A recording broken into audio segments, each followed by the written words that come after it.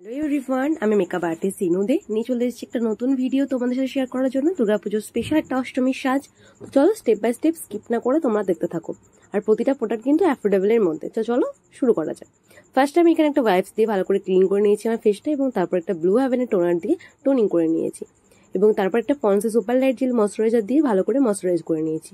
এটা কিন্তু আমি ডেলি ইউজ করে থাকি। ভীষণ ভালো একটা প্রোডাক্ট, ভীষণ কম দামের মধ্যে ভীষণ ভালো। তোমরা কিন্তু এই প্রতিটা প্রোডাক্টকে পারচেস করতে পারো। তারপরে একটা ব্লু হ্যাভেনের প্রাইমার নিয়েছি এবং সেটাকে দিয়ে ভালো করে প্রাইম করে নিয়েছি আমার স্কিনটাকে।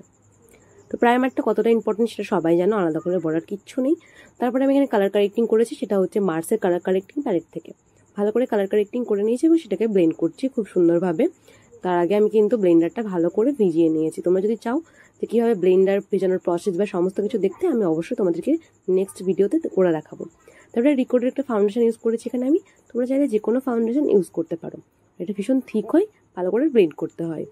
তারপরে এখানে একটা ফিটমির আমি কনসিলার হাইলাইটিং নিয়েছি, যেটাকে আমি ভালো করে স্কিনটাকে হাইলাইট করে নিচ্ছি, যেখানে যেখানে আমার হাইলাইট পয়েন্ট আছে সেখানে সেখানে। আর যারা চাইছো আমার কাছে ক্লাস করতে, তারা কিন্তু আমাদের ক্লাস জয়েন করতে পারো। তার জন্য তোমাদেরকে কী করতে হবে, আমার ফেসবুক পেজে আমাকে গিয়ে একটা হাই লিখতে হবে বা আমার নাম্বারে কন্ট্যাক্ট করতে হবে। তারপরে আমি এখানে একটা ব্লাসার ইউজ করেছি, এবং প্রতিটা ক্রিম প্রোডাক্টের পর আমাদের পাউডার দিয়ে সেট করতে হয়। তার জন্য আমি একটা লুজ পাউডার নিয়েছি এখানে ফরএভার 52 এর। সেটা দিয়ে ভালো করে আমি কিন্তু সেট করে নিচ্ছি আমার ফেসটাকে। তোমরা চাইলে যে কোনো লুজ পাউডার ইউজ করতে পারো। কি তোমরা লুজ পাউডার ইউজ করবে অ্যাফোর্ডেবলের মধ্যে যদি জানতে চাও, অবশ্যই কমেন্ট করবে, আমি কিন্তু নেক্সট ভিডিওতে বলে দেবো। তারপর একটা সুইস বিউটি প্যালেট থেকে আমি এখানে কন্ট্রোল, হাইলাইটার এবং ব্লাসার তিনটেই করে নিয়েছি। তোমরা যদি খুব কম প্রোডাক্ট কিনতে চাও, তো অবশ্যই এই কটা প্রোডাক্ট কিনে নিও, তোমাদের কিন্তু সব কিছু পেয়ে যাবে। তারপরে মার্সের একটা আইব্রো পমেন্ট নিয়েছি, পাউডার পমেন্ট, যেটা দিয়ে আমি হালকা হাতে আমার আইব্রোটাকে সেট করে নিচ্ছি। দেখো এখানে ভালো করে সেট করে নেওয়ার পর আইব্রোটাকে পার্মানেন্ট করার জন্য আমি এখানে একটা কনসিলার ইউজ করেছি, সেম কনসিলার ফিটমির, এবং আইব্রেসটাকে রেডি করে নিয়েছি।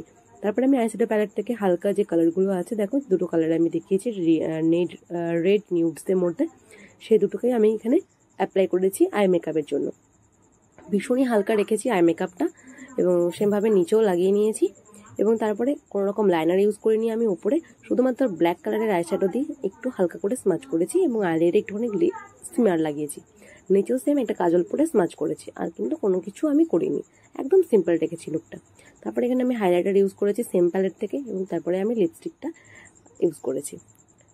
এবং এই ছিল আমার মেকআপ লুক। তোমাদের কিন্তু কেমন লাগলো অবশ্যই জানিও। আর এখানে ফিটমির একটা সেটিং স্প্রে আমি ইউজ করেছিলাম, কোনোভাবে ভিডিওটা ডিলিট হয়ে গেছে, তো সেটাকে আর দেওয়া হয়নি। তো এই ছিল আমার মেকআপ লুক। তোমাদের কেমন লাগলো অবশ্যই জানিও লুকটা।